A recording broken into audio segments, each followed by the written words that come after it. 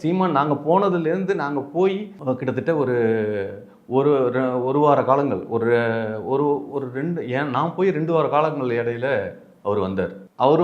அவர் வந்து இந்த ஃபஸ்ட்டு டேவே அவர் மேலே கண்ணாடியெல்லாம் ஏதோ ஏர்கிராஃப்ட்டுக்கு போகிறப்போ அவர் மேலே கண்ணாடியெல்லாம் உடஞ்சி கத்திக்கிட்டு வெளியில் வந்தார்.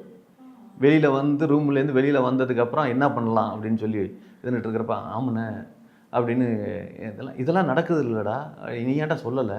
இல்லைண்ணே அதெல்லாம் நம்மளை பாதுகாப்பாக வச்சுருக்காங்கல்ல. கண்ணாவுன்னு திட்டினாரு. வார்த்தைகள் சொல்ல முடியாது. யாரை? சந்தோஷ. ஒரு வார்த்தை சொன்னியாடா அப்படின்னு. ஆனால் இவன் மைண்டில் என்னன்னா நம்மளாம் அனுப்ப மாட்டாங்க, ஆனால் அண்ணன் வந்துட்டார்னா அண்ணன் கூட நம்ம எல்லோரும் சேர்ந்து போயிடலாம் அப்படின்னு தான் அவன் போட்ட பிளானு. இது எங்களுக்கே கூட தெரியாது. நான் எல்லாம் அண்ணன் வந்தோன்னு நம்ம போயிடுவோங்கிறது மட்டும்தான் சொல்லியிருக்கான். அவன் இதுக்காக தான் அண்ணனை வர வச்சாங்கிறதெல்லாம் நமக்கு தெரியாது. அதாவது நல்லா இருக்குது நல்லா அப்படின்னு. அவங்கள பொறுத்த வரைக்கும் விடுதலை புலிகள் வந்து ஏமாற்றி எங்களை கூட்டிகிட்டு போகலை.